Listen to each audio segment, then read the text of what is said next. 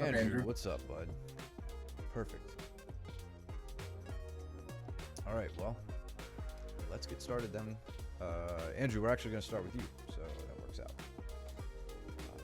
What's up, Josh? What's up, Josh? Let's see, Brandon. Shaking bacon. Cool. Steven. Right, boys, everybody's rolling in now. Sweet. All right, so yeah, as you guys probably guessed, we're going to go over the competition footage from this past Saturday. We had a hell of a day out in Greensboro. So we're going to start with Andrew and go over his 3 matches. So from what I gathered, Andrew, you had 2, you were in adult and masters. You signed up for both divisions. So you had 2 from adult, 1 from master we're going to look at. I believe, before we get going, I think I got your fights in the order in which you had them. I try to do that, but you know, video titles on cell phones are never any help, so I took my best guess. So right off the bat, heavy on the head, still caught you a little bit. Let's see, trying to catch right before he throws you. Let's look at this grip exchange. So he's way up top. I wish I could see what he was doing. I think he's just got it like an underhook on the other side. So really just kind of a old school kind of head throw here. Nothing too fancy. Gets you moving and just keeps your upper body going faster than your feet can follow.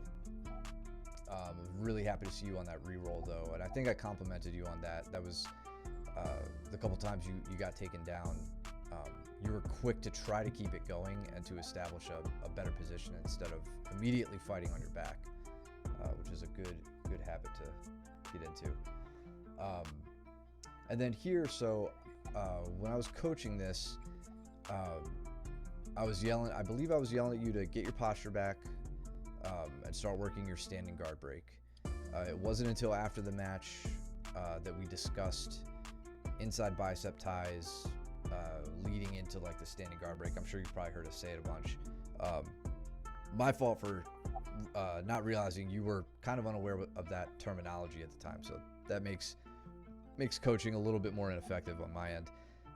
What we can see immediately that this guy's doing is trying to work a triangle. That's evidenced by the fact that he's keeping your posture broken, trying to, and he's trying to get one arm out of the picture to where he can throw his legs up and over to a one arm in, one arm out position. So he's trying real hard. You were pressing forward, which at this point isn't a bad strategy when he's like really trying to isolate that arm. But now we start to see you trying to posture back. That guy's keeping really heavy overhooks on you and preventing you from getting to posture too easily. This is where I was saying getting your hands on the biceps, on his biceps, will prevent him from establishing grips that can control your posture. I hope that makes more sense now in hindsight. So here he put on a little bit of omoplata pressure, which is what we saw right here. He kind of takes his right leg up and over your shoulder, starts to isolate your arm. Really happy with your movement here. You knew that you were in danger and you picked the right way to go. This is where you got caught. And I think just a couple weeks ago, Steven and I were in the same exact situation, and Steven caught me right here. I like leaned up into a position where he was on his back. I had one arm in, and he immediately snatched up a triangle on me. And that's all this guy did. So as you came up, you can see you get your left arm stays in, your right arm goes to the outside, and now this guy has what he wants the whole time. It was that triangle setup he was looking for. So he locks up the triangle, controls your posture. Believe he goes to cut his angle. Maybe not. He might not need to. He gets the tap. He's got pretty long legs. He's pulling on the head. Yeah. So, I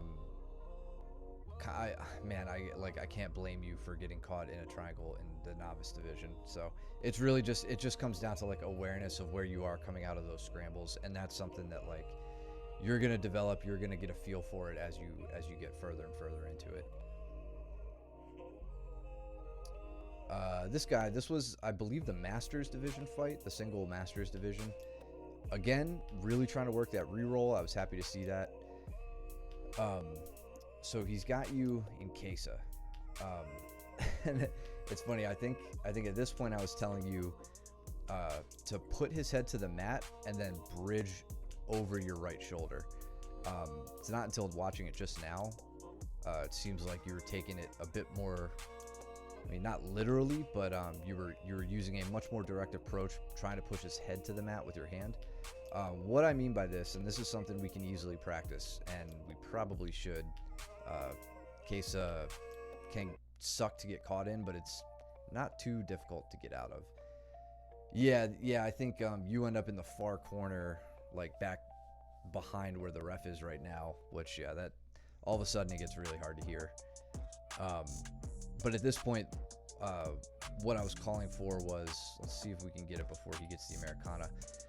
Right here, taking like a bear hug around the torso, not with the arm up over the head, like over the shoulder. It would be kind of underhooking from the back. With that bear hug, you could kind of bridge and put his head to the mat, and then when you do, you can roll to the right, and it makes him very easy to move. I think we went over that on a stream a few weeks back. I believe I was talking Gavin through that. But he lays on this Americana pressure. I thought you were kind of in a bad spot there, but you managed to get your arm out of there pretty nicely. I'm glad you didn't like panic and tap too early on that. He had the elbow in the side of the head. He had the fingers on the mat.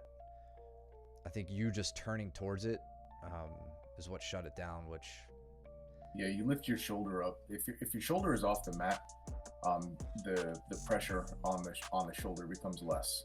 Yeah. So the fact that your shoulder comes off the mat is good. I meant the shoulder that's being attacked. Oh, this one?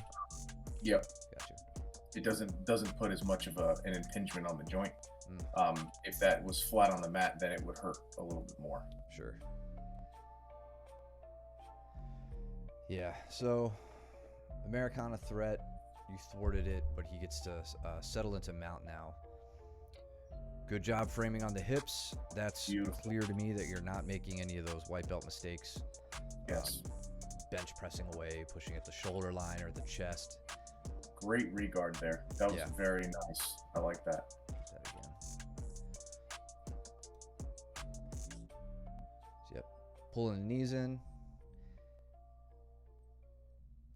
And then now you're in position for like maybe almost to a shoulder crunch, but I lost the opportunity. Right there, you had the idea. And here's the thing. We're going to point stuff out that is probably painfully obvious now, especially to you, even just watching it. But I think, talking with Andrew after his match, one of the first comments he had after his first match was how different it is, like competition pace. And maybe not even the pace, but even like the environment too. Just like everything, how much harder it is to think and execute and all that stuff. So it's like everything moves faster and slower at the same time, right? Like, your brain moves slower and all the bodies move faster. Way faster than you think.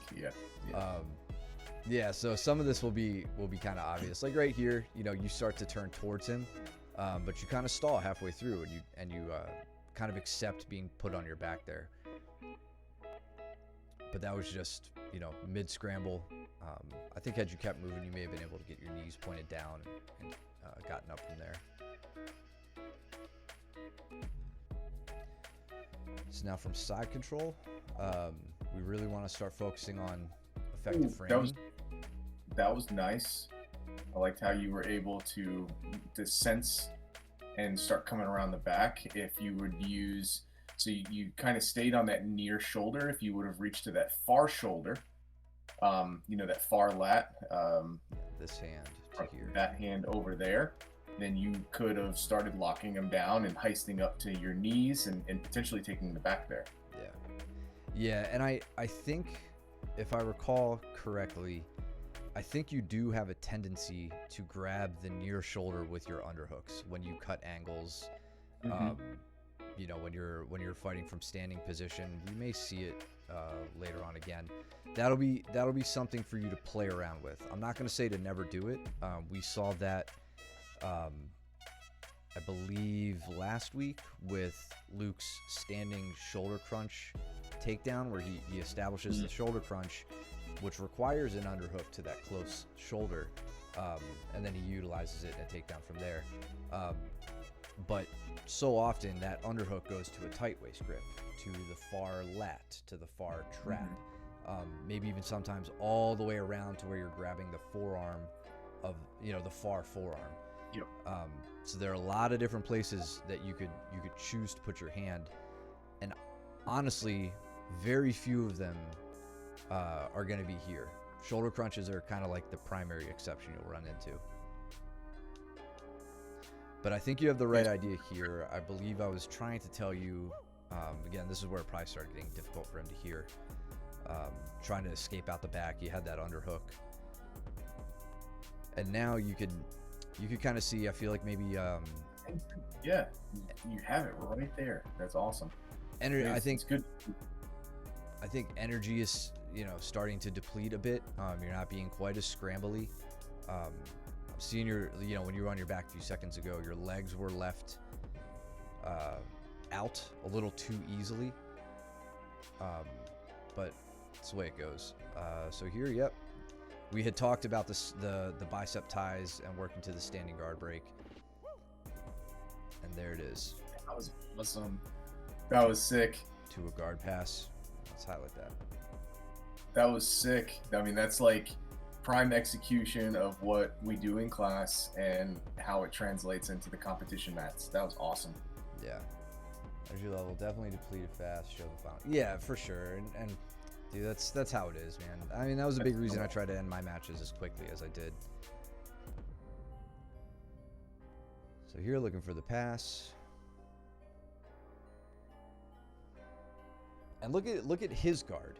Like, this guy blitzed you and kept top position, and did well there. I'm not going to take anything away from him, but look at his guard. Like, watch how easy you come around his guard. This is, again, you guys are in the novice division. That's good, but like, he didn't have an answer for that. That would have been so sick if Andrew knee barred him. That would have done. But yeah, this guy's regarding ability wasn't quite up to snuff either. As I say that, and he works back to a half guard, but you passed his guard pretty easily with good movement.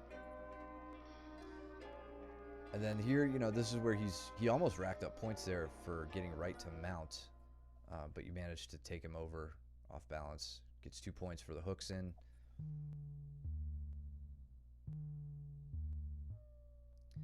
And now we're into the grip fight. And then here, let's see, I tried for knee at the very end. Time expired. Yeah. Before I talk too much, let's just see. Yeah, there we go. That's what I wanted to see. Hands at the end of the lever. Not up the forearm. Now it's definitely difficult to hear me. They're about as far away as they could get through the whole match. I feel like you shouldn't have gotten points going from back to mount. But whatever. Yeah, I don't think so. That was a good kipping escape that you hit right there. Almost kipping. It was like a pseudo kipping slash. There you go. Yeah. Kind of like the finish to it, yeah. Yep. Right here. Big bridge, pulls the knee in. Yep. Yeah. Yep. That was nice. I think some kid just got his nose blasted open on the mat over there. Sorry. Yeah, behind. Yeah, the one right behind. I was looking at that too. Yeah, sorry. I want to see what happened.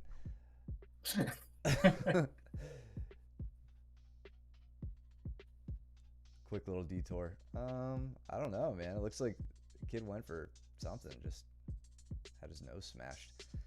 Anyway.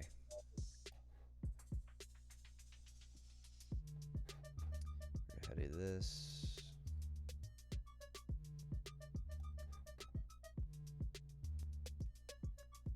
Yeah, so we saw the hands go to the chest to try and relieve some pressure. Understandable, but you quickly corrected it to go down to the hips, which gave you this escape. Cole, You did you definitely, yeah, see what happened with that guy? Sorry. Put it in the chat that if you guy saw what almost happened. died. Was it from like that, like a? I mean, it looked like he got stacked really bad on his head. That's what I thought, yeah. He's holding his nose. Must have taken his own knee to his nose from the stack, maybe. Maybe.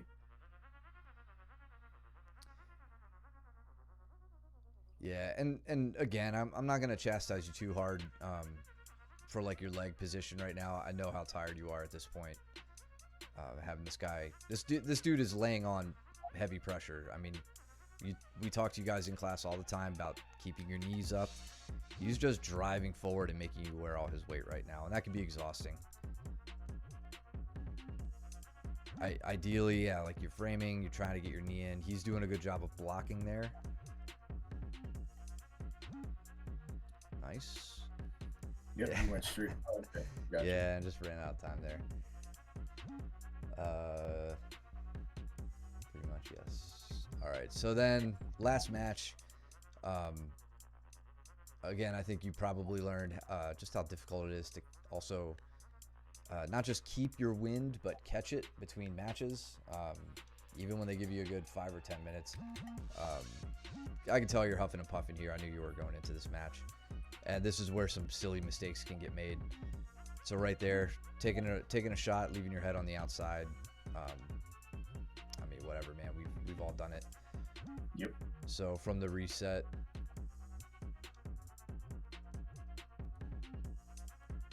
kind of get low. You don't really take a shot. You just kind of like let your posture break. This is where you can see you start looking at the mat. He's pulling your head down a bit. But then now as you close that distance, he takes that shoulder over the top of your head. As you go down, head's left on the outside, and he knows what he's got. So he sinks in the quick guillotine. But hey, man, three matches, your first time out. Looked That's good. a busy day. What did you say? That's a busy day. That's a lot. 3 matches can feel like an entire hour of training. Yeah, it definitely feels that way. I think big takeaways from that, like I was happy to see your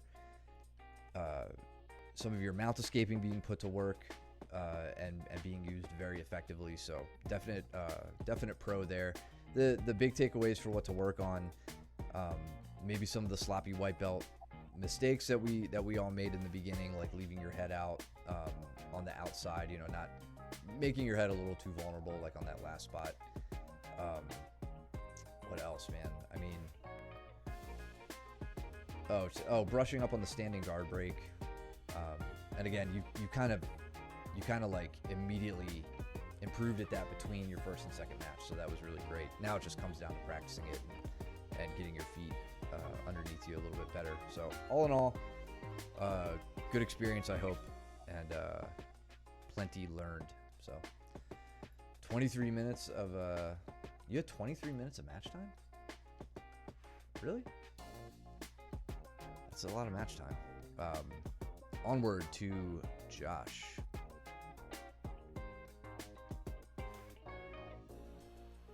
This is good. I didn't get to see your matches up close and personal. I was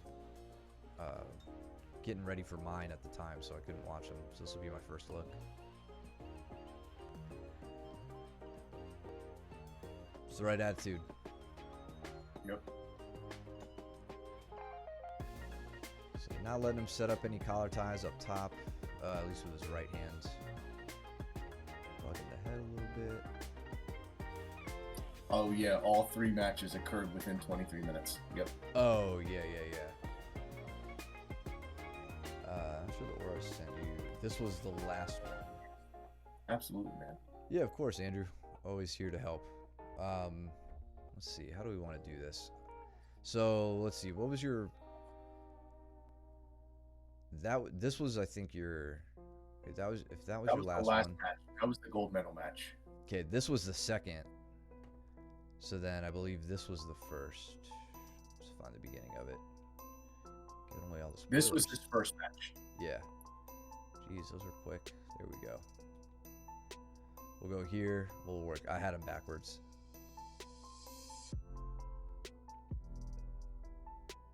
No, not your fault, man. All right, mutual collar ties.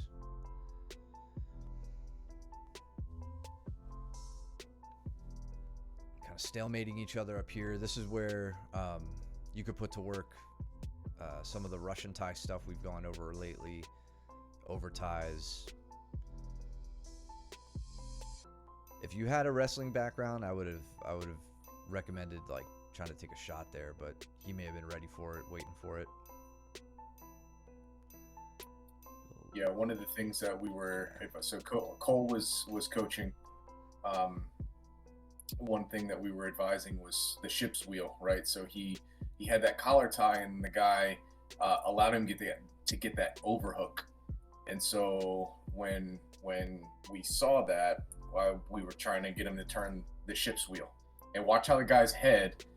So anybody who was in class yesterday, for one, when I had you guys, basically getting collar ties and just start trying to friggin' break each other down for mutual collar ties, you know how tiring and taxing that can be, just sitting there trying to do that. But when Josh is able to get this underhook and then he's got a collar tie, he can actually start breaking the guy down and turning him like a ship's wheel. And what that did is that brought his head down nice and low here. And it forced the guy into thinking, I've got to shoot. Either that or I'm going to get, my neck snapped down. And so he shot down, and Josh was able to get into that front headlock position. This is what we were going for. Yeah, he's pretty fortunate here not to get dumped on this. That's a good fireman's carry setup that he's got. His opponent didn't really finish it well. He should have kind of lowered Josh's head and raised his hips, or dumped him forward. But Josh kind of stayed on top of him, stayed heavy on him. Yeah, the guy totally lost a great position. Good, right to the front headlock with no arm in, so you could start working on the guillotine. Looks like you got an elbow-to-elbow grip here. Man, a couple days too late on that guillotine class. Yep. That's partially why I taught it last night, was because I was seeing them all over for our students.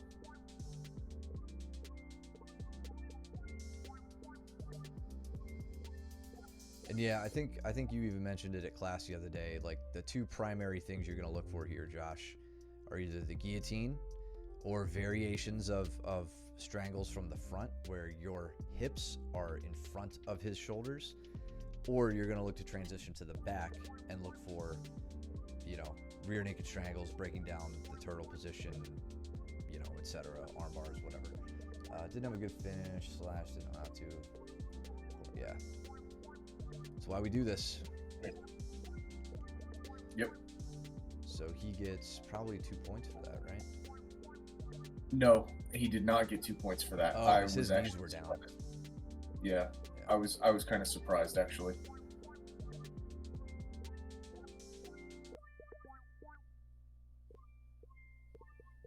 I'm not gonna argue. He didn't say anything. I wasn't gonna say anything. So. Ref looks bored. So I see you, Josh, kind of working, thinking Kimura maybe, but the guy's keeping his arms inside tight. There you go. You're trying to isolate it.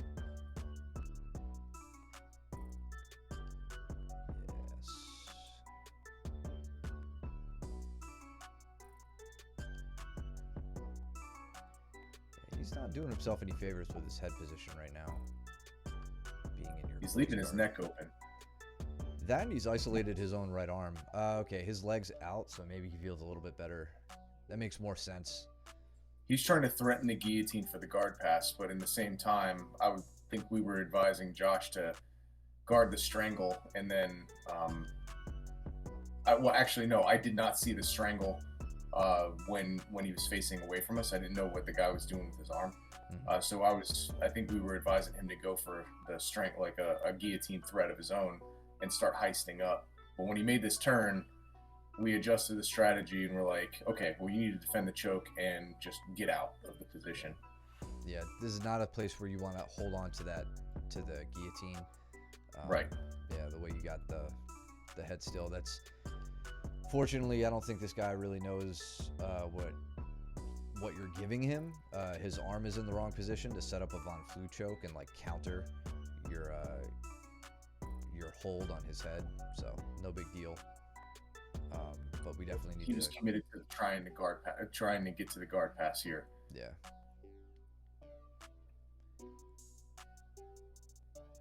Yeah, didn't have the strangle though, so that's good.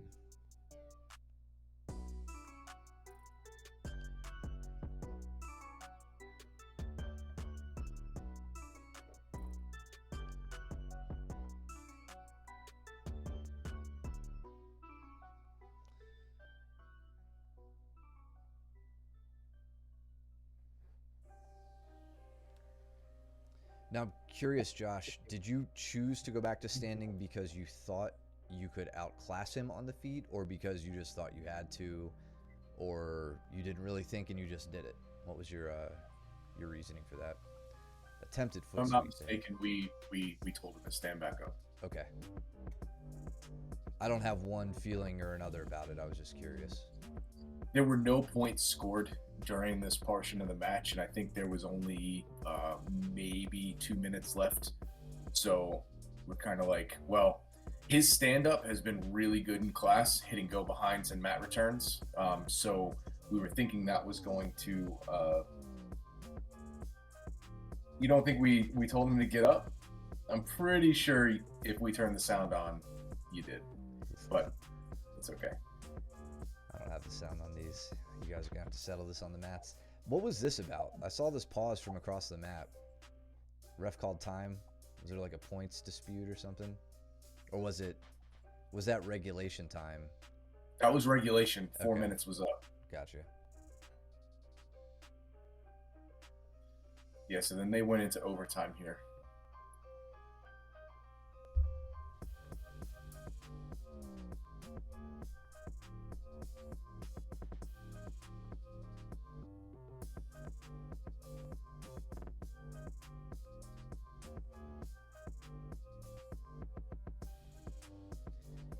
Yeah, you're doing a good job of breaking your opponent's posture down, forcing him to look at the mat. That puts his spine in a pretty weak position. Unfortunately, he's starting to do the same to you. I'd like to see you, to counteract that, see if I can find a good frame. Think about like how much you're hinged at your hips right now. If you bent your knees and brought your hips down and straightened your spine out, you can start to take a more neutral spine as you're looking through him instead of looking down at the mat. And that's just like just a common wrestler sort of stance. It can make it a little bit more difficult for him to attack the legs with like a shot or another fireman's carry for that matter. And it keeps you from having your posture broken. That's really the important part here. So working on stance back at class is something you can focus on. And if you aren't sure what I'm talking about, just remind me.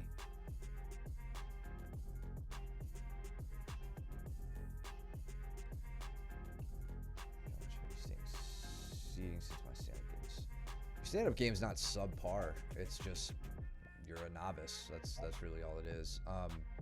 And then honestly, like seated, I'll quiz you at class if I remember, but I'm curious if you have a good idea of what to do from seated. I know we've talked about it and you've seen some stuff. We've showed you different things, but don't talk smack on your stand-up game. That was a solid sprawl, which is part of your stand-up game. Yeah, Cole and I were talking before your matches. This is where we knew you sealed the deal here. Because, of course, you got both hooks in, threatening the strangle. And I think you get the tap. Yeah. Yeah, that guy You- was in a terrible position. Belly down, Yeah. hooks in. So wait, Josh, what is this? This is the second match. This is the right order now, Okay. and then you'll have to go back to the first. Okay, I may have all of them in here then. I guess I duplicated some of the movies. I think he had 3 matches. Yeah, that's what I thought. So I liked this stand up. I thought that yes. So that's what we were trying to get you to do on the first match. Was exactly this. So you got that collar tie. The guy goes for the collar tie. You use like this opening to the elbow, right? And then just turning the ship's wheel here, you can just flip him right on his back. Mitch, Mitch used to do this shit all the time. Yeah.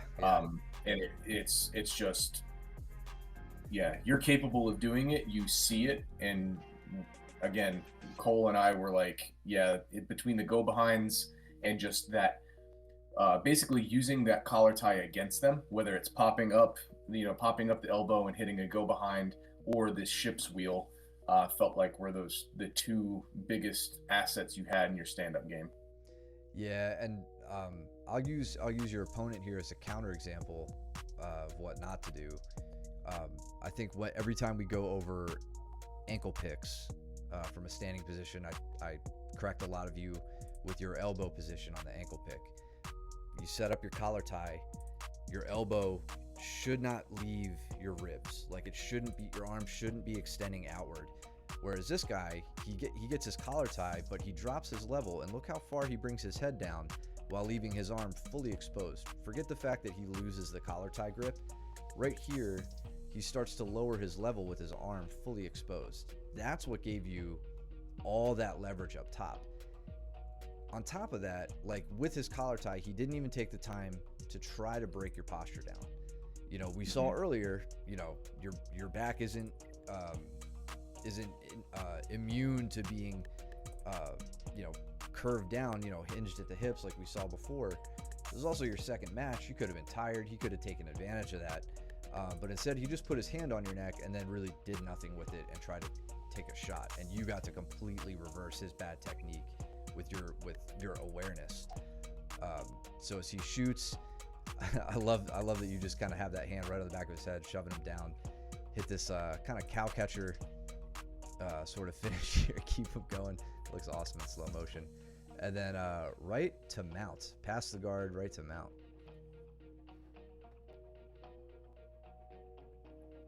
This guy was doing his damnedest to get out of this bottom mount. Like, you can just leave it in fast motion. Like, watch what this guy's doing to Josh, and watch what Josh is doing to this guy. Like, he's just like, nope, I am not relinquishing this position. This is what this match could be we could teach a whole lesson about this during mount week.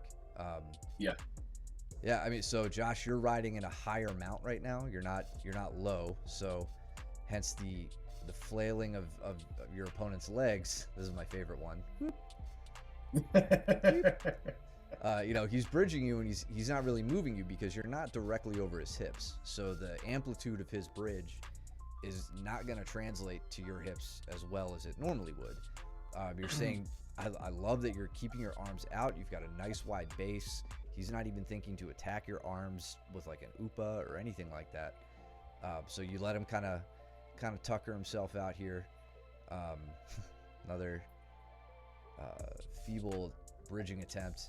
There he goes. Now he got one. Let's see why that worked. I already know why, but let's see if you guys see why. His bridge uses both legs. He doesn't just send his hips upwards. He bridges off of his green ankle bracelet leg first, off his right side first, and then finishes with his left leg to take you all the way over. That's what a bridge should do, not everything he was doing before. So now you're in close guard, which I think you're pretty comfortable in. Not for long. Right, if I remember right. Yeah, he goes straight to this Kimura here. And then the guy falls back on his back, and we're like, get up! And he just rides right back up on top. Excellent. So now, so here's the, anybody who's not an avid competitor or anything like that, notice that the guy who went from bottom mount into guard did not score points, but now since Josh went from bottom guard into a mount, he got an additional 2 points. So now he's got 2 points for the takedown, 2 points for the mount, and then he got another 2 points for going from closed guard into top. So here I got into the ref a little bit because notice what they do. So where was Josh before? He was in mount. Mount with an Americana attack. Yep. And why did they start him back up? That's bullshit. Yes, I started. I was like, whoa, whoa, whoa, whoa, whoa, whoa. Good. That's why you have coaches in your corner. Jesus Christ, man. Maybe if this ref didn't spend his time just standing there like this all the time, he would have paid attention a bit more. Yep.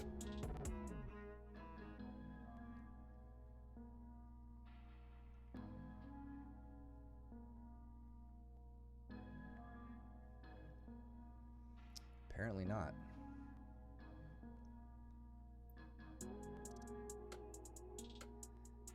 It's funny, man. This guy had a good bridge, and then he goes back to just kind of flailing a little bit. So on the bridge that worked, Josh actually had both of his hands connected to his elbows. Okay, so he didn't have much of a base there when he did it. He did not have another base, so when he went back to this position and they reset, we were avidly coaching him to continue to base out with one hand, so that he didn't get that.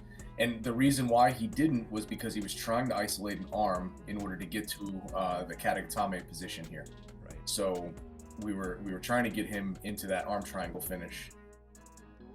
Yeah, and this is Cole and I were talking about your matches, Josh, and yeah, this is like, I know you guys have been working on this together. You can see Cole's game in this as well.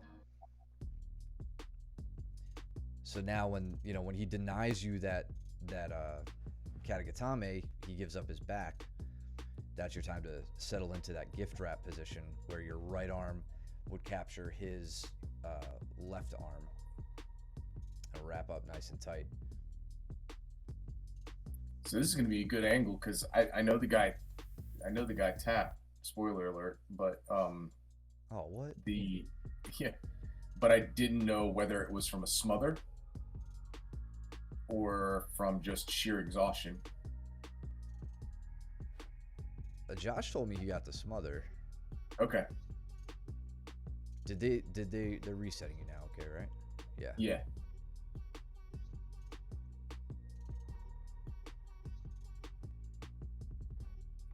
One day his opponent is going to be a bastard with triangles. But for now, yeah. For now he will deal with your smothering.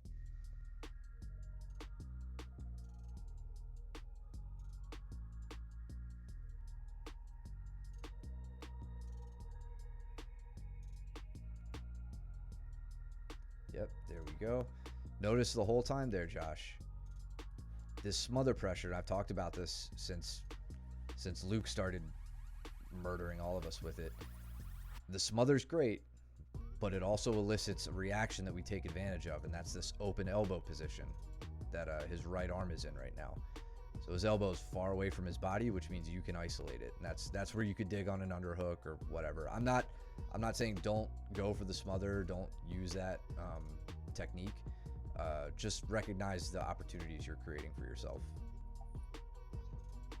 Good base. I like how much you're just letting him turn while staying still relative to him, you know. Yeah, okay, so we still couldn't even see it, but yeah, I gotta assume it was the smother tap. I just know he came up to Josh afterwards. He was like, "Fuck, you're heavy." All right, so that was the second match. Let's go back to this. So this will be the third match. I'm trying to think. I also forgot how to gift wrap. Yeah, that's fine. That's an easy thing to remedy. We've got time.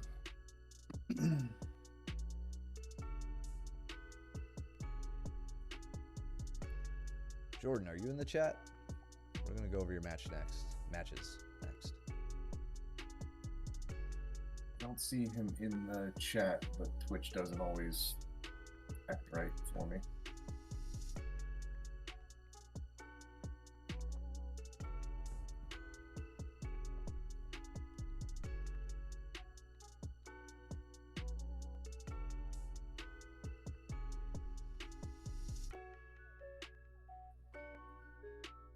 This ref isn't even paying attention. Yeah.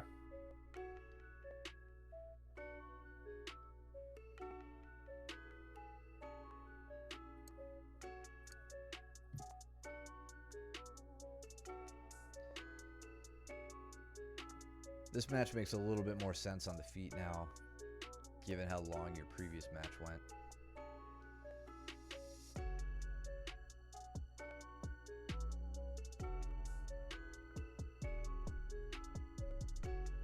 Yeah, neither one was really committing to any sort of grips. Everyone was doing really good to strip grips, and that was the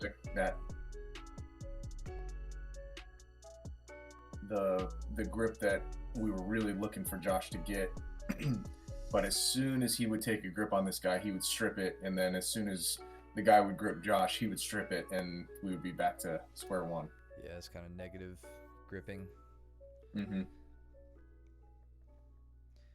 Kind of got lucky there when you went towards the outside, Josh. The fact that they started you back in the middle, had your head on the outside. Yep.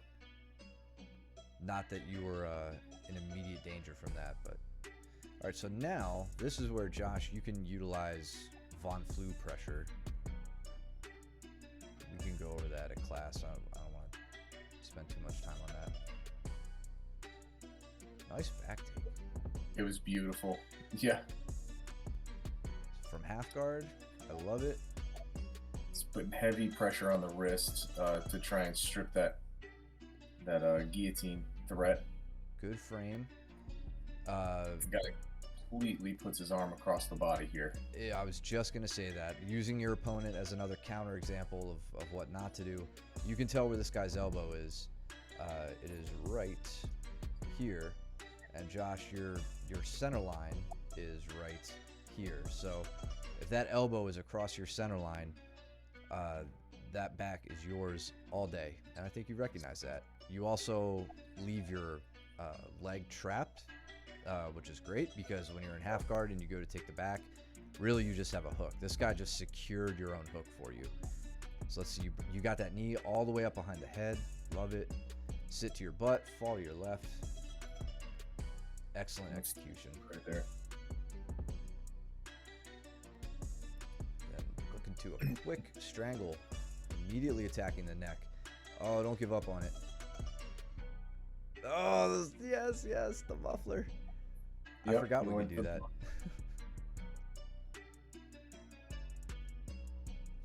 Good hip movement. That was great. Yeah. Yes. Yeah, and this guy's not doing himself any favors having you flat on the back like that. I'm glad you're not trying to like move too much from there. Yeah, dude. Great follow-up.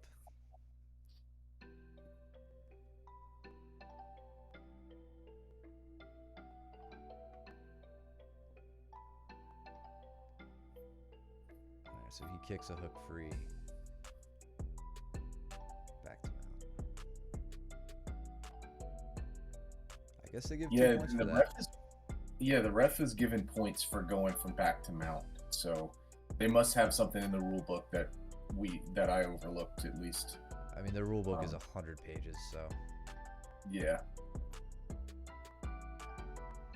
He looks like he's feeling the pressure at this point. Oh, is that time? Okay.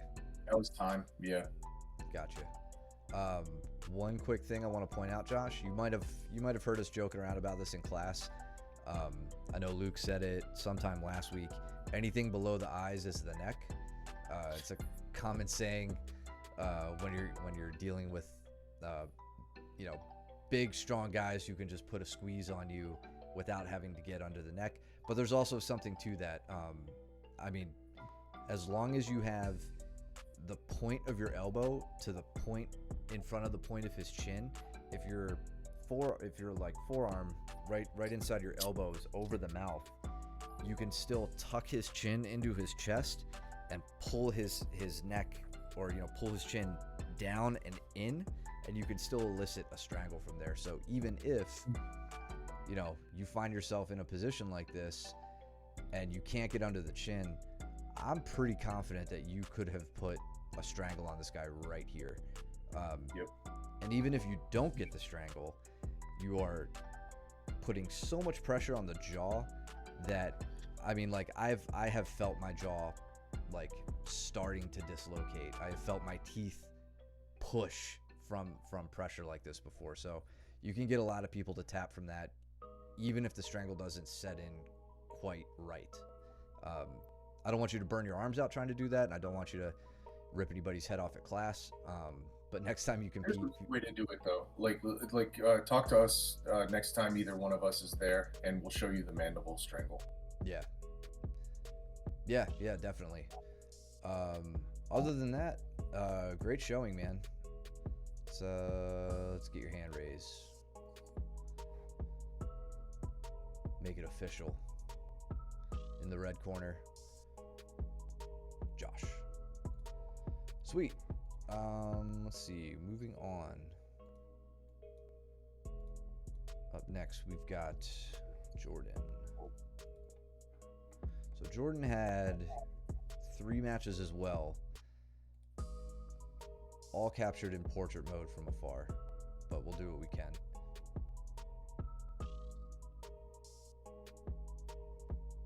Captain America. This is going to be tough. Let's see. That was just a good same side snap down from your opponent.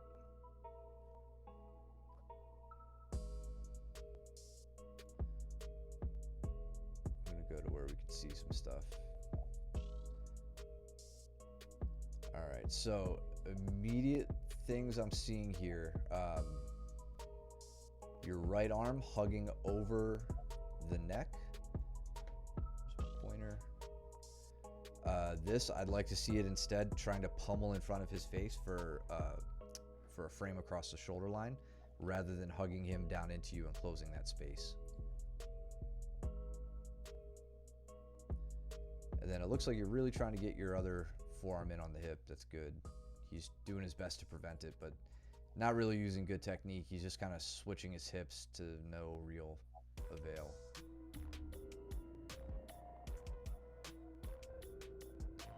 Tried to do a big step over there, which is a good time for you to capture a leg and work back to half guard.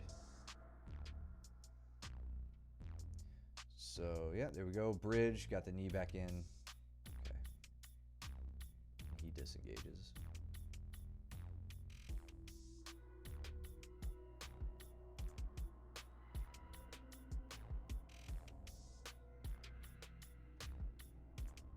Just a quick.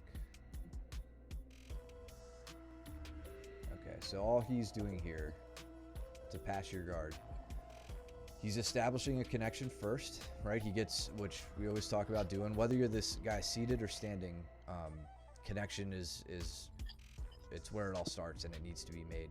He's pushing down on your head, which is going to make your legs a little less nimble. Andrew, that's entirely unnecessary. Fucking Android jokes. Now as he gets by your legs, he only has to close the distance now. So you can see guys doing this from hand pressure directly onto the knees, making your ability to rotate difficult. Pulling the head over the feet makes your ability to rotate difficult, makes your legs heavy. So that's all he's done here. For you, the answer is to break his connection, right? Do not accept a guy putting the hand on the back of your head, pulling your head forward, and immobilizing you like that.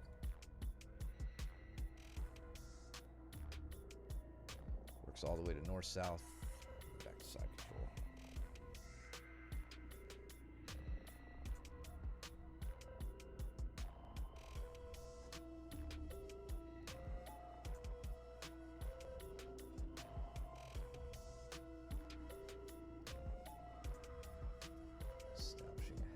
guard. I'm curious now if his opponent knows how to pass a half guard. So he caught you opening your, unlocking your legs there. Now Andrew and I are blocking the action. One.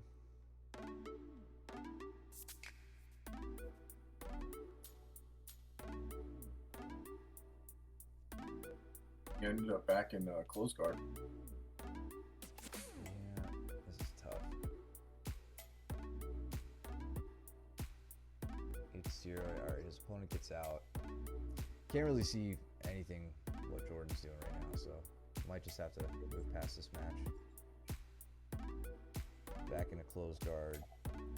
13 Yeah, seconds and left. I advised Jordan to try the standing guard break, pop the guard open, pinch his knees. Yeah, gotta work on that standing guard break finish. And man, that's like everybody knows. Somehow I end up teaching every time closed guard comes around, and you all know how much I make you guys drill the hell out of that. So we'll work on that some more. Regardless, it's probably still pretty fresh for you We got guys. better video. What was that? I thought we had better video for. These came directly from Jordan, so it's all I got.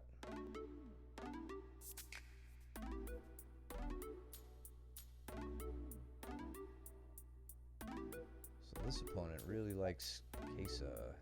Nice sweep. Let's look at that one more time.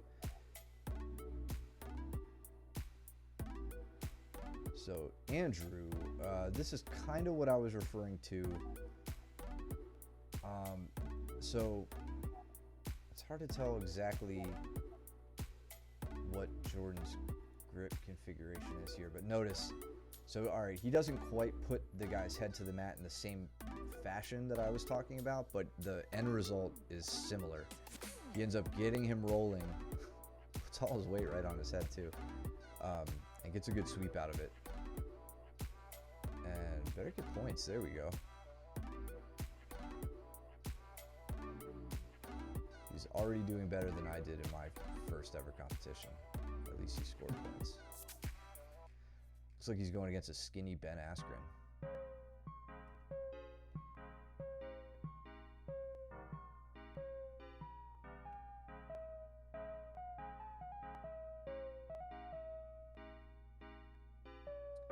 So, gotta get that hand off your neck for that reason.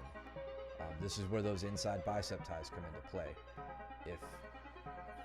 If you pin that guy's arm to the mat by taking your hand, in this case, rather than posting your hand here, you would post it on the bicep and strip that grip. And if you can't reach up and grab your head, there's no way he's getting this sweep that he does, where he just kind of takes your head offline, hits a scissor sweep. Right there, he tried to take your base away. You were able to get your elbow to the mat, but then from there, he managed to win it with hip height. Ref was real quick to give points on that one. He got the sweep. Yeah, right.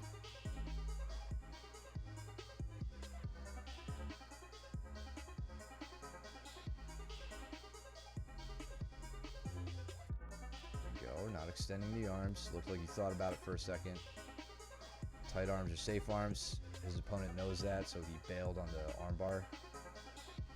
So he did not have the arms isolated, but now he's starting to get the right one isolated.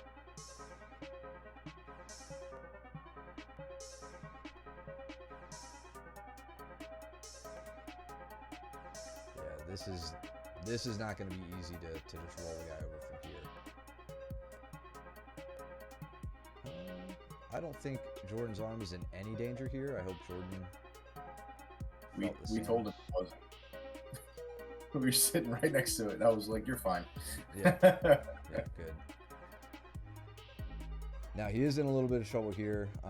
Guy's finishing mechanics look like shit, but like his shoulder is way too up high. It almost looks like he's driving his shoulder into the face, not the neck. He may have adjusted there. Turn towards him. Yeah, he winds up doing it. Okay. Yep. Good awareness. I'm glad you didn't like panic tap through any of those, which may not seem like something to hang your hat on, but at your first competition and as a novice, um, you don't always know what you can and can't handle. So looked like you were just fine there. I credit probably working with some of the more savage training partners you have for giving you that awareness. Danny was in his corner on this one. Okay. He was coaching. And by the look of it, if I had to guess, he's going against a kind of a youngster. So this was adult division middleweight, and this was the only adult match that he had. The other two matches were masters. So I think he had Joe after this.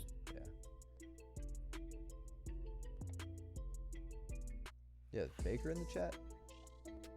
No, I didn't see him. Slackers, man. He's probably working out or something. Something stupid. Same attack again. And this kid's just really up high. He has no finish there. Kind of pestering you here, pinning you. What does he get? All right, now you're in some trouble on the Americana if he can get the grip, because you're not going to be able to turn towards that to get your arm safe. Yeah. He called it on time. Oh, that was time? Okay. Yeah. Good. It wasn't a submission. All right, good. Well, you got some points on the board. You got your first competition out of the way. Again, things to work on. Standing guard break, as always, and it'll be like that forever until the end of time. I still work on it myself. But then what else did we see there? I should be writing this stuff down, but that's why we record it. Do you recall anything from that repetitive that needs to be cleaned up yet? I think some of the frames from getting stuck in side control. Yes. Yeah. Good side control escapes and framing. Okay. Good. So yeah, easy stuff to work on so far for all you guys. Anything that's anything that we're pointing out is not like earth-shattering techniques, that you need to like do, perfectly every time. It's pretty standard stuff that you're just going to make good habit out of. So that's the plus side there. I don't want you guys to think like you got a million things to work on and not much time to do it. It's pretty straightforward with some of these techniques. Next, this is a good transition. We're going to go to Joe, and I believe we'll start with Joe and Jordan. So unfortunately, we hate when it happens, even though it can be entertaining. See Danny and Steven's match from one of the last competitions. Sometimes we have to face each other. So Joe was in Masters beginner middleweight, and Jordan, I believe, got bumped up to that because there was no Master novice, so he got bumped to Master beginner. So these two had a match together, and nobody coached them.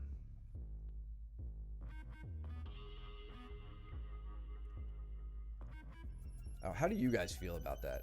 Let us know, either in the chat or at class or privately. If you have to go against each other, if we have enough coaches, we could put one in your corner. If you just want to like duke it out and have fun, we can abstain from coaching too. But let us know what you think. So Joe's been working on his mount pressure a lot lately too. Evidence right here, taking his time. Really, he gets into mount, immediately starts attacking the underhooks. No coaching. That's kind of the way I lean, but I never want to leave you guys hanging. So really solid work from Joe here, making it very difficult for Jordan to get his elbows back down as he set this up. In fact, I'm going to go back a little bit. So right from the get-go, so Jordan's in like a butterfly guard. Joe establishes an underhook with his right arm to Jordan's left arm, and then works heavy pressure. Jordan kind of lets that butterfly hook down and lets Joe advance this whole time. Again, Jordan, that left arm of yours hugging over top of the head rather than framing the shoulder. You're just giving up underhooks there, which Joe takes advantage of.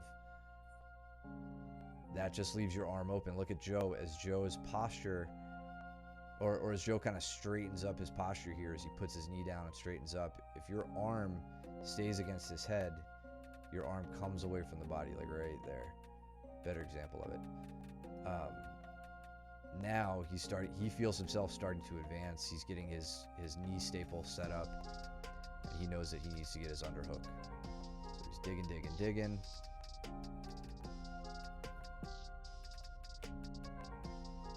Taking his time. His arms are free to bail out and base if he needs to, but as he's setting it up, he doesn't feel that threat, so he can start to proceed. Starts to lay on the katagatame. His shoulder is also riding a little too high. It's not under the jaw, and Jordan's doing what he can to prevent that, trying to pull his elbows back down. Jordan, the better focus for you here is all the space between Joe's forehead and the mat. That's an opportunity for your arm to swim through here and get safe. You're not going to get much out of just like elbowing into the back of his head. That's just going to tire your arm out. You really want to like backstroke and swim to get your arm in front of him before he manages to put that pressure down. Here you're not out of trouble yet. You got to get the arm across.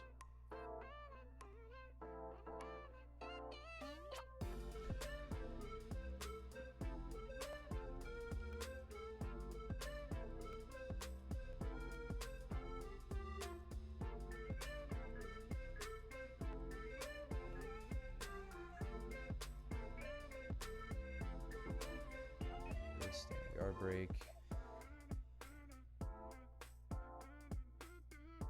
So Joe immediately goes in on the threat on the leg. Love it. Gets the knee bar. That was great, man. Really, really good. So from that standing guard break, Jordan, you got an option here. Like as Joe stays, as Joe gets his hook in, or I'm sorry, his scoop grip on your leg, you could stay down. You could try to pull your leg back, put your knee back to the ground and just reset from closed guard. Or as you work this standing guard break more and more and you get more confident with your balance and your reactions, you can continue to stand knowing that Joe is going to open his legs. He's either going to pull his right leg down into like a standard ashi or remi-ashi position, or like Peters likes to do, Joe would whip his left leg over and enter into like a backside heel hook. Really, all you have to do is control one of the legs in either of those situations, and there's a specific leg.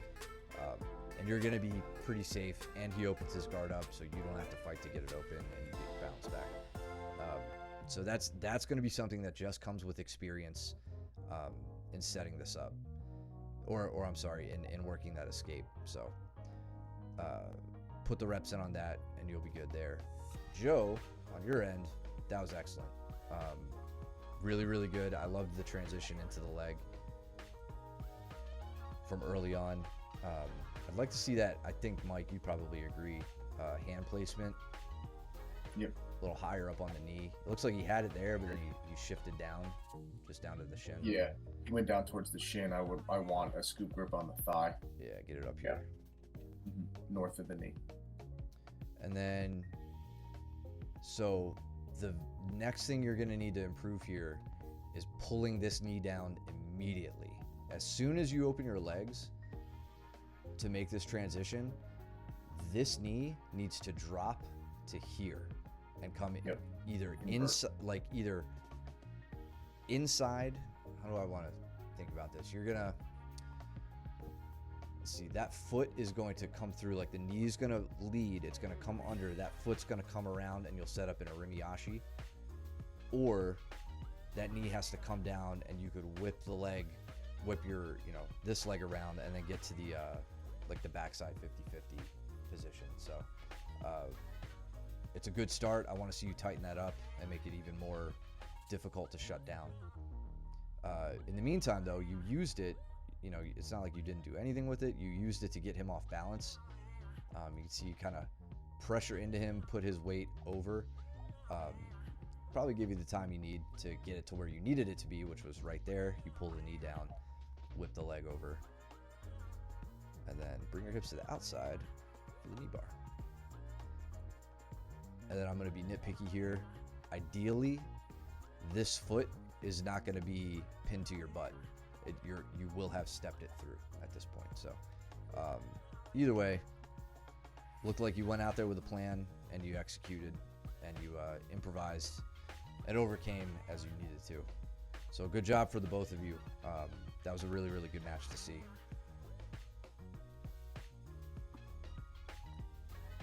And then on to Joe's final match for gold.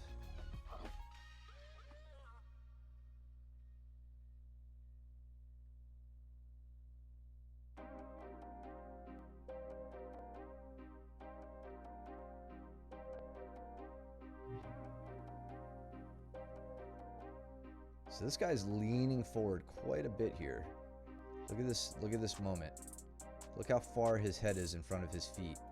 And he doesn't really have, he's got a collar tie, but he's not using it right now. This is prime time for a snap down. Joe, if you establish a collar tie here, whip his head down, he may react. He may walk his feet forward very quickly to get his base back underneath him. But in walking his feet forward, he leaves his legs wide open for a double leg or a single leg. If he doesn't, then he snaps his head down. You get to sprawl, go into, front headlocks, spin around to the back, all the stuff you're familiar with.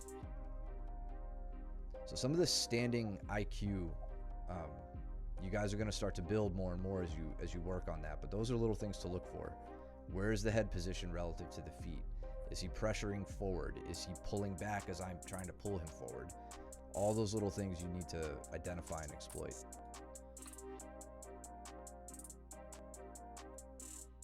a little shot underneath. Didn't get the single leg as you intended, but you initiated a scramble. I went for a knee bar on the same leg as you did Jordan. Let's slow this down. Shin on shin. Don't know if that's what you were intending on, but that's what that guard type is. You see how your left shin is paired up with his, and you've got a scoop grip around his right knee. This is what we call a shin on shin guard. This allows you to really enter in on that actual leg. So as you would lift up, like you're doing here, you're pulling him on top of you. You're wedging against his shin with yours. You should be able to just enter in on an ashigarami right onto that leg. Yeah. But this guy gives you a very unorthodox, I would say, reaction and winds up falling down here. And in which case you switch to the bottom leg, which is good. Yeah, it looks like Joe actually gets like a straight ankle grip on that bottom leg, like right here. Yep. Go ahead. No, I was you're saying it. Switched grips, switched to the leg, and then rolled through immediately for the same knee bar. Yeah. The guy knew it too. He was about to tap early. He was. And Joe, you switched on this one, like how Jameson was coaching on the last one to get your leg through. You did that on this one as well. You shot your leg through and cinched it up nice and tight. So right leg. There we go. Right there. Yeah.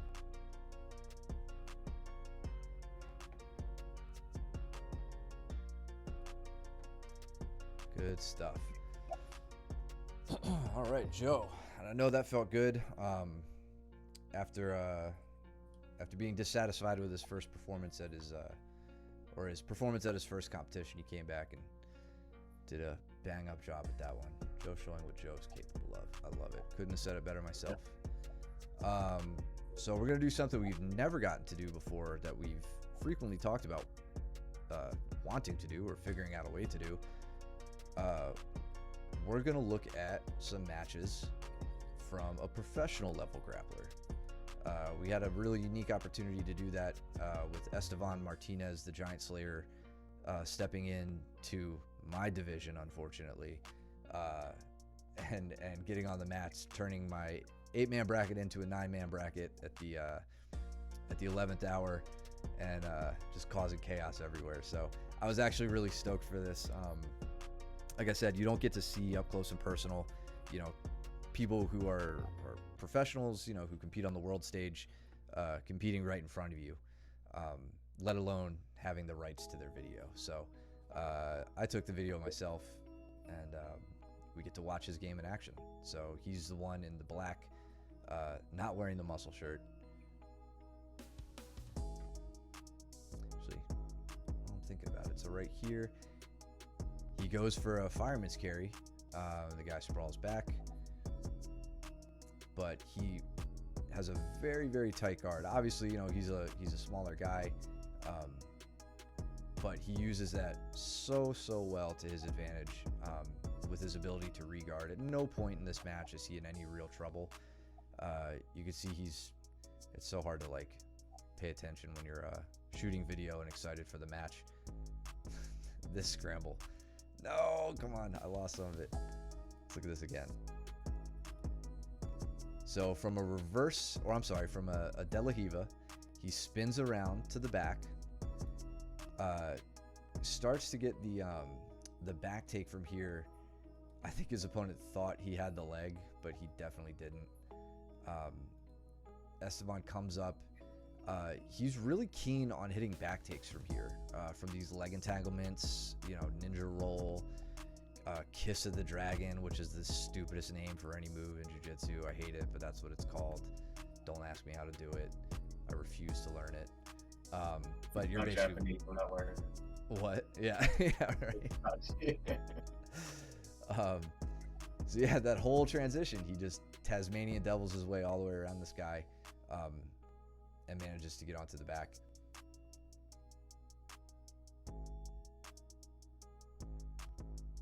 His opponent doing a good job shutting down the strangle at first, but he leaves his arm wide open for the transition from the back. Esteban's also, he's got a number of armbar submissions to his name, so it's definitely something his opponents should have been looking out for if they obsessively Googled him before their matches like some of us did.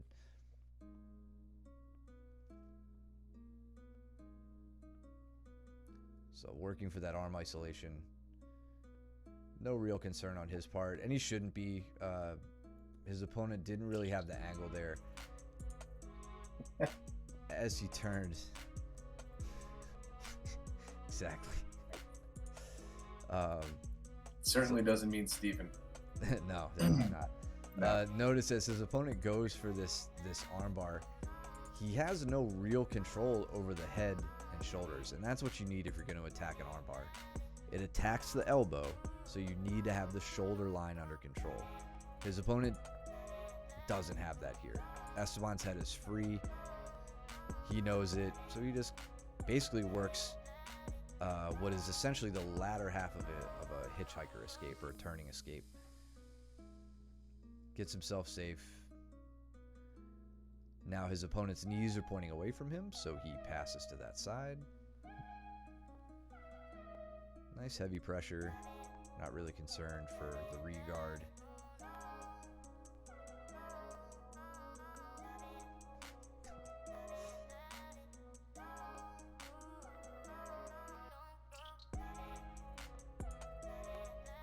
This is the end. So the guy comes up and winds up hooking the leg and gets himself into this crucifix position. This is a favorite of Esteban. So yeah, he manages to get the short choke. So he didn't need to establish like hooks in the traditional sense. With the rear crucifix, you get the arm across the neck, and you can establish what is commonly referred to, I know we call it a short choke. Notice he doesn't have that full rear naked strangle grip. He just gable grips, pulls the forearm across his throat. Maybe a bit more of a trach attack. Still sucks really bad. And it's, his 2 arms against his opponent's 1. So really, really cool finish. And then this one, this was so fun to watch, and also has a really cool finish too.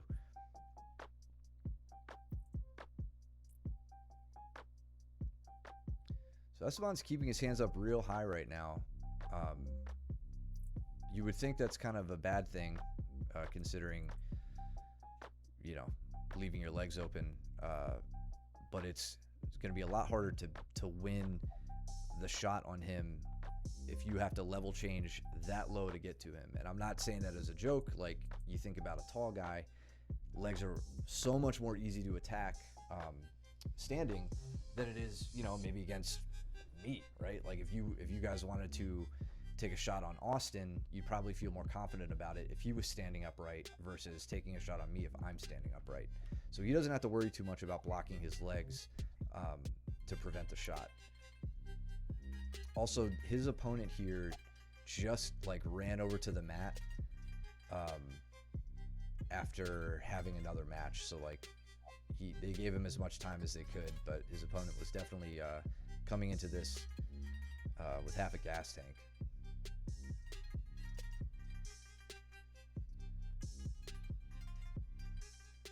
And I think Esteban kind of, I don't know if he meant it to be mean or anything, but he was just like, all right, let's have fun with this one. And he starts racking up some points in this match.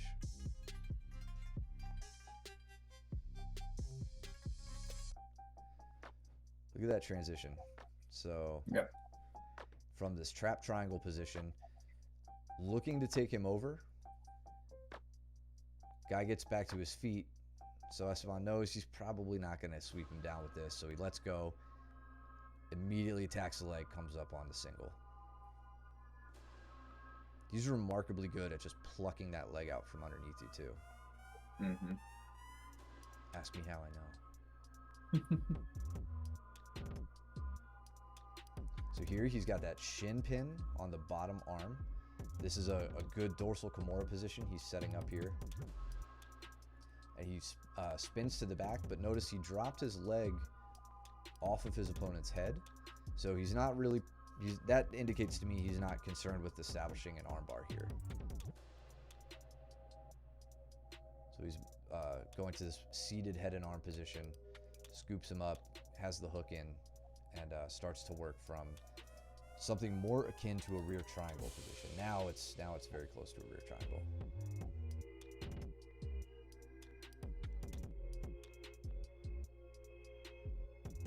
Again, he leaves the triangle position. Your opponent, when you guys go for triangles, people posture up. What do? They leave their legs wide open. So he immediately transitions back to the legs and starts attacking there.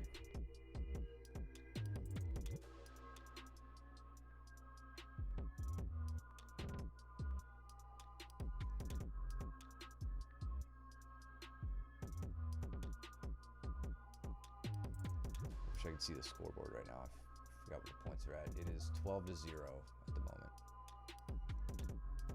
Meanwhile, I'm watching this match knowing I have to go against him next.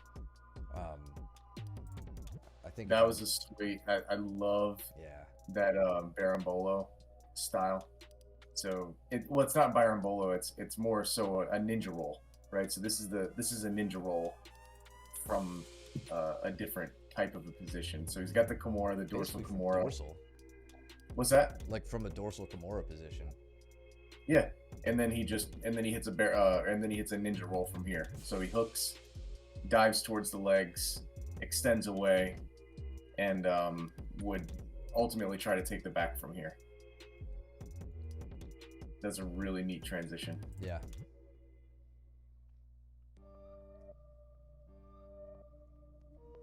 An attempt was made. And again, going back into that same back take.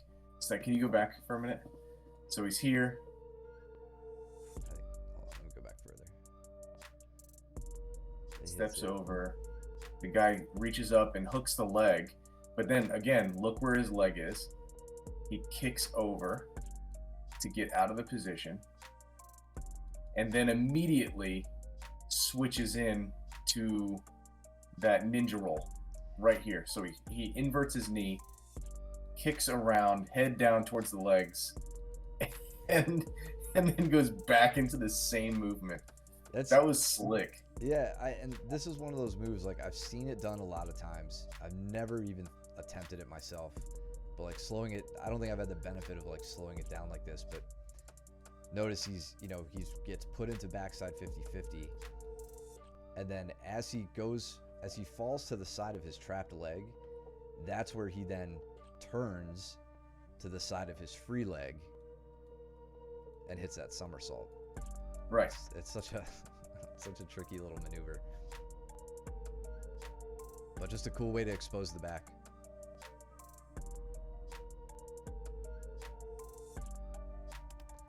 This kid blocks my view the whole time. There we go. I think the only cartwheel pass of the day that I saw. Yep. Here, just weaving through the legs, staying spry, staying on his feet, moving around as fast as he could to beat the regard. So he's up 15-0. I think he's got 2 minutes left, is what that clock says, right? 2 minutes, or is it 3? That's 3 minutes left. Yeah. Back to the dorsal. Digging in. This guy was real smart to control this bottom leg here. Yeah, but he switches immediately. Look, he lets go, and then he digs into the leg. He got kicked in the face. And then comes around to the back. Yeah.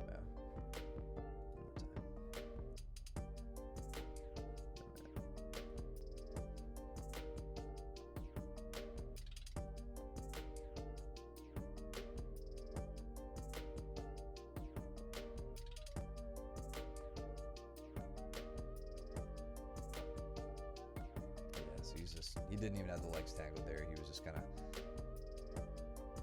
repositioning himself like a to paint. attack the back. Yeah. I want to see the setup to the submission.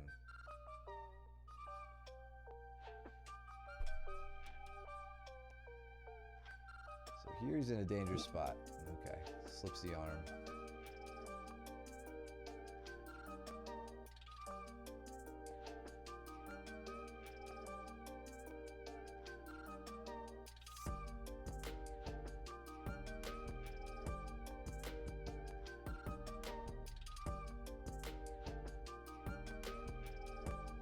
Opponent's just way too still here.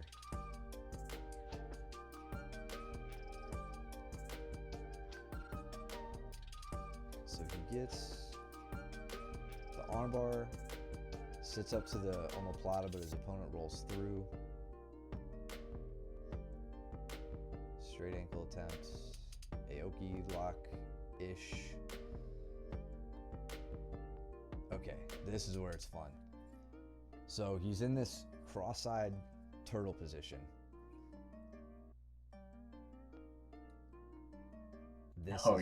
This is slick. So here's something to never, ever do.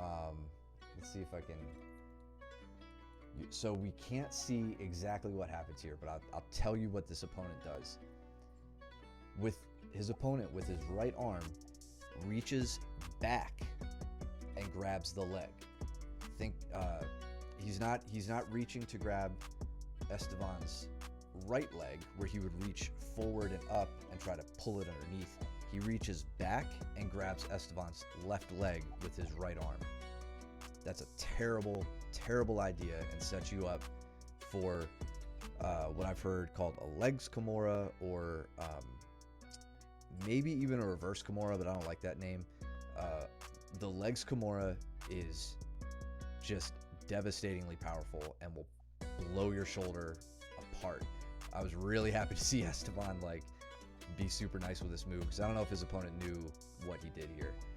So you'll notice, watch what Esteban does. He knows his leg is trapped, So he comes totally to the side of the body where his opponent has committed his arm to Estevan's leg, rolls over the shoulder, and here you'll see it come out. Look at his opponent's arm is grabbing this leg.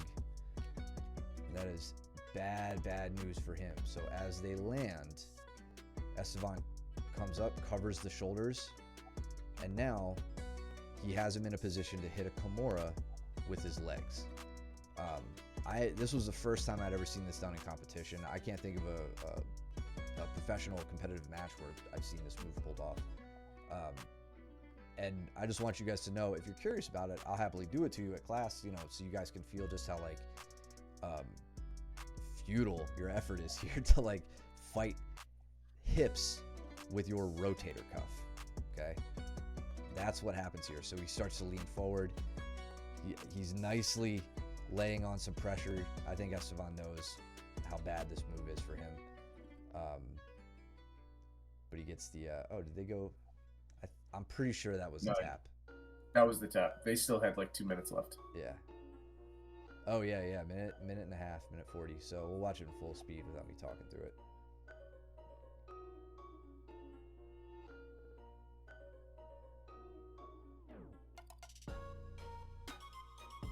It's really sick. It's a rare submission to see. Meanwhile, I'm taking that video knowing that I've got to go up against him, and that's what I got to see. So, on to mine. The fact that so Estevan was also on the other side of my bracket, so if I matched against him, it would only be in the finals.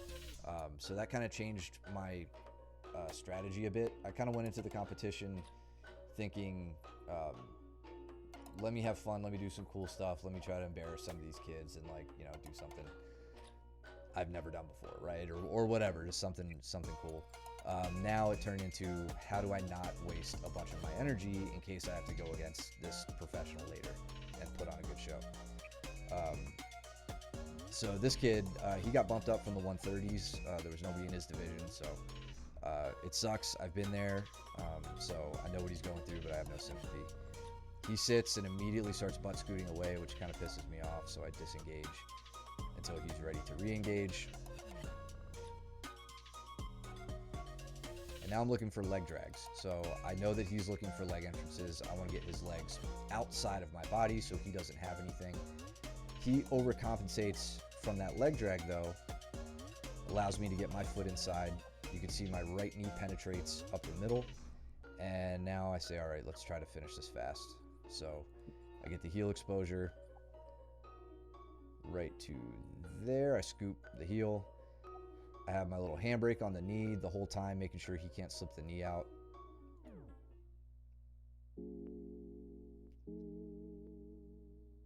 And then I did something that surprised me. I brought myself to outside ashi, which I normally don't like to work from, mainly because you always break my shit there, Mike.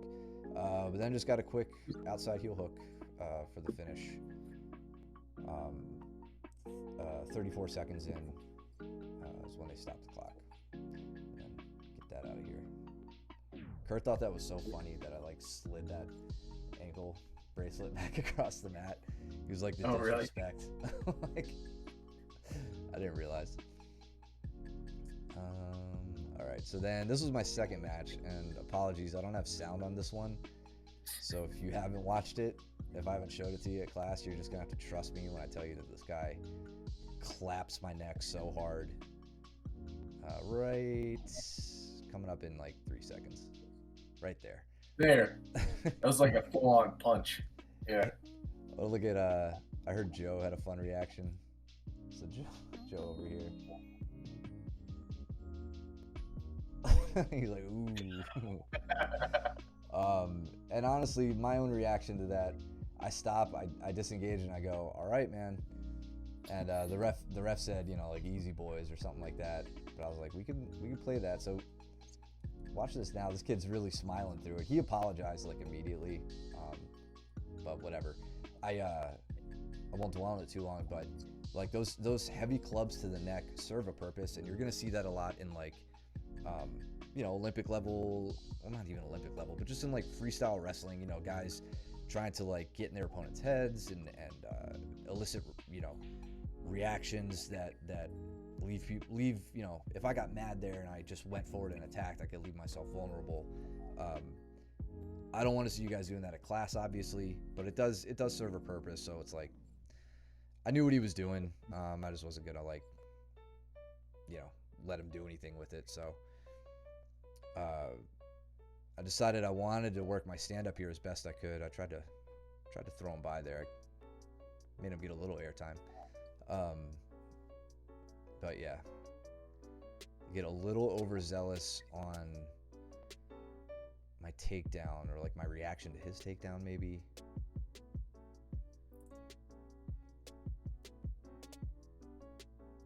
Really trying to work that overtime I've been playing with. Yeah, so right there. Tried to turn this into just getting him into turtle, and then as I barreled into him, he rolled, and he had like a sit out. Yeah, like it was like a Makikomi / sit out here. Yeah, that was good. He got takedown points for it, so I immediately go to regard and intend on setting up my butterfly half. In setting up the butterfly half guard, if you're going against somebody who has that, one of the last things you want to do is continue to push forward into them. Raise your hips off the mat. Load yourself over their hips. Reason being, it makes you very easy to elevate. Exposes your legs to attacks. So I felt him doing that, and I said, this is going to be my inside heel hook all day. So he was an aggressive opponent. He didn't want to sit back on his haunches. It's fine with me. I gather with 2 hands around the knee, start to elevate. I had to really move him a bit to get the triangle. You can see once I lock that, I immediately turn to my cross shoulder post, where my left hand is going to his left shoulder or left armpit to push him back and get him onto the mat. The focus then turns to the secondary leg. So in this case, his left leg. That's the leg you escape with.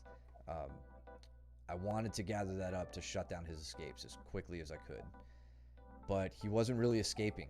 He was just kind of pummeling it out, making it difficult for me to get. So I said, all right, I'm going to switch focus now immediately to the primary leg, where I set up an inside heel hook. And honestly, judging by his reaction, I don't think he had much of an answer for leg escapes. So I would pit, he was waiting. Yeah. I would pit any of our blue belts in the 149 expert adult division any day. At least the guys I went against. So that was that, and then it was on to the finals match against Esteban. So definitely the most exciting match I've ever had, and was super grateful for this opportunity. So let's see how it all went wrong. So I was not expecting much wrestling from him. I didn't have time to digest his previous matches. And he hits me with the fireman's carry. Very surprised. And he kept my leg. You could tell I'm kind of flailing on my side here. So I opt to go over to set up a figure 4. And I'm trying to roll him over to get into like a reverse or a rear crucifix position, but he steps out. And now all I'm thinking is arm bars, arm bars, arm bars, and I ditch and get my arm safe. And I take this as an opportunity to just like gather my thoughts and chill instead of spazzing out.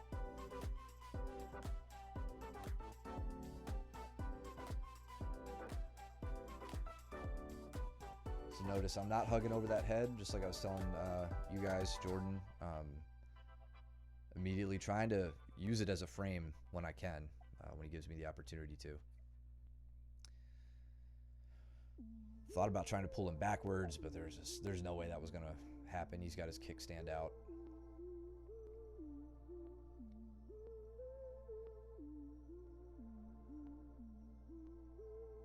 So he's put you onto your weak side of the guard. Yeah, working that like knee staple position. Yeah. Fortunately, I could move him a little bit easier than some of you. So I use that to elevate him, spin back to him, re-guard. Could you hear me at all Mhm. during this? Oh yeah. And here I was pretty stoked. Managed to get into top half guard. This was interesting though. He doesn't lock my leg down. He just uses this butterfly hook. He uses a butterfly hook on the far side and then hooks my leg on the near side. So I couldn't step out unless he wanted me to step out. It was, if I extend my leg here, I'm just giving him an opportunity to elevate me. And if I tried to lock our legs together as you typically do in a half guard, like he doesn't have to commit to that because he has this butterfly hook in instead. So that kind of threw me and it kept me off balance. I managed to get a deep underhook on him, and I tried to get the isolation, the elbow over the shoulder like I always work to, but notice how much he's able to keep my feet and my legs like off balance here. I was really, really surprised by that. And then now I know I'm getting into a bad spot. I'm over him. He's got an underhook. I'm elevated. So I had to kind of sit back from there and try to get things back under my control. This was cool because I got points on threat. That was. I thought you had that one. I was like, I thought it was a little dangerous too, but he wasn't really worried about it as I would expect. Here, I thought about trying to hit a hip bump sweep. You'll notice I never open my legs, so how am I supposed to do that? Reason I didn't is this dude is super nimble, and if I opened my legs, I knew he was going to be gone before I could even try to sweep him. Yeah. So I come off of that post instead and just try to work from close guard, trying to work that really using this as a sweep. Again, I didn't want to open my legs here. Like I talked about with Joe, I would have had to pull my knee down and to establish a connection with the legs. Maybe I was just second guessing myself, but I don't think I could have done it in time to be effective, and I would have just allowed him to escape at that point.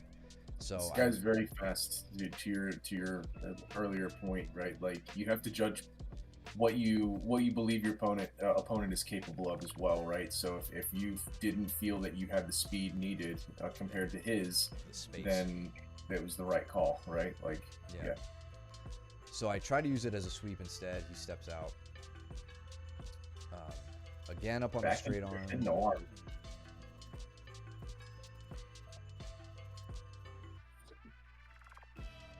Yeah, I mean, so many things I could have done instead here. This is the pain of watching this match.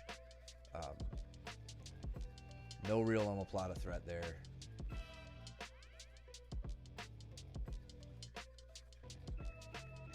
Was he collecting your legs here? I don't think so. I'm not sure. Like he's kind of around the waist. I don't think I don't think his single arm could have held one of my legs. But yeah, here I'm trying to recapture his legs just by pulling him in, bringing my legs towards his.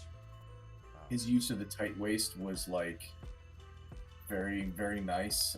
I know it may not look like much, anyone in the chat or whatever, but just that scoop that he has with the left hand around Jameson's waist here, you could tell, I mean, like, by Jameson not being able to get his feet and his knees up underneath him, he's really breaking him down there. So that was a really nice grip. Yeah, it's that same crackdown I use against you guys in Turtle. I use it against Caleb when Caleb's turtled up, and it puts him right down to the hip, and he's using it in good effect on me. Then this was super smooth, man. Like, this was what I was talking about. Anybody I talked to after this match, when I said, like, it was like everywhere I went to find him, he had already moved on. That's the prime example of it. Like, he just spins right around the back, gets the hooks in. Can't step on his feet to do like a standard escape with the hooks. Like, I just couldn't get up to it. And then I might be able to pull up the different video and show you guys, but right here we fall to this I would say the strangle side, but he has two strangle arms in right now. I go to wrist lock him, and his wrist bends all the way down to his forearm. This space here closes up, and his wrist goes all the way down, so I couldn't wrist lock him. Not that I thought I would, I just do that to get a response where they pull their arm out, I get my shoulders to the mat, and I escape. He didn't care at all. It just completely folds down, and made no difference whatsoever. So on to hand fighting and just trying to misalign my shoulders with his. I was pretty confident I couldn't misalign my hips if he had hooks in. So it was up to the shoulders to get out. And honestly, at no point did I really feel much of a threat from the back here. I'm pretty confident in my ability to escape the back, so just hand fight, move his elbow when I could, and then I don't know why you got a point for that. Well, I guess I could see it from the ref's perspective.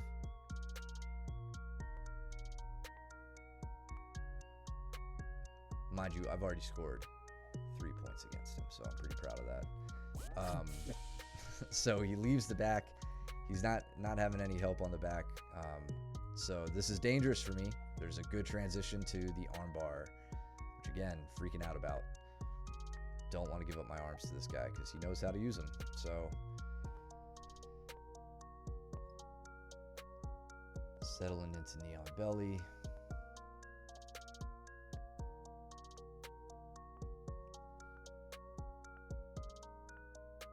I think he was probably waiting for some specific reactions from me before transitioning. I've been here so much with you, Mike, that I was not concerned at all. Digging that Kimura out, or digging the arm and isolating it from north-south. It's like, yeah, cool, go for it, man. Here's where I mess up with 30 seconds left on the clock. I go to capture his leg. I didn't need to capture his leg. I should not have captured his leg, but I capture his leg, and he scoops in and recaptures my left leg, and now I'm in some trouble.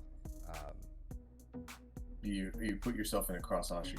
Yes, and he gets the knee bar on me. So I shut down the first one, but here was like, he's got it. I'm not gonna get the turn that I need to get safe. So tap to that one. And coolest tap, best loss I've ever taken. That was a really fun match. Super cool guy to grapple against. Really awesome coach too. Very friendly school. So that was a really badass experience. I was really fun to watch. for that. You did awesome, dude. That was great. I appreciate it. Just because I have it. I'm gonna see if I can show you guys where I hit the wrist lock on him that he didn't care about. So yeah, right here. Maybe a little bit further back. You can see, yeah, right there. Watch. And thank you to Joe's wife for getting this video. So there, I'm starting to hit the wrist lock, right? Looks bad, looks like anything any of you would tap to. Try and do that to your own wrist right now. Everybody watching, try and do that. Yeah. Yeah. And look at his face. He's like, oh, God. Yeah. He's trying this. What an idiot. Like completely unfazed by it. That's crazy. Yeah. But pretty wild. That was again, super cool experience. Happiest loss I've ever had. So learned so much from that match, and thanks to Esteban for stepping into Naga and gracing some of us plebeians with his professional experience. Yeah, and just being an awesome human being. Yeah. So he was really nice guy, and great competitor. Yeah. Yeah. So that was Naga from this past Saturday. Really great work from everybody. Again, if the day didn't go your way, just remember, like, these competitions, nobody cares. Nobody's writing articles about you. You didn't lose a purse, and you got out of there with all your limbs intact. It's all about what you learned and taking it back to the gym and getting better at it. I've got work to do myself. That's the beauty of the sport. So keep that in mind as you guys, review these videos and ask us questions and all that good stuff. And we'll just keep on making sure you guys get better and better. That's all we're here for, and that's all we care about. So, yeah, good job to everybody that competed. Back to business as usual. If you guys, again, we've said it a few times, but there's a competition of 10 days from now, January 28th. So if you guys are interested in that, make sure you guys are preparing accordingly and telling your coaches. Of course, Josh, thank you, man. Otherwise, it's back techniques tomorrow in the gi, and then Saturday and Sunday and Friday, your open mats and all that good stuff. If you're lurking, follow us, please. We appreciate the support. If you like what you're seeing, you could subscribe here, especially with your free Twitch Prime. You can also support us over at coffee.com/MOBJJ and subscribe over at YouTube, where we'll post this video for you guys to study, especially you guys who competed and want to review this stuff further. So come to us with questions at class, all right? It doesn't end here. So make sure you're bringing up anything that we talked about or anything you saw or have questions about. Other than that, anything else, man? That's it. Show up at class. Keep training. That's right. And before you do that, go trim your nails and do your laundry and don't be stinky. We will see you guys back on the mats. Right on. Later.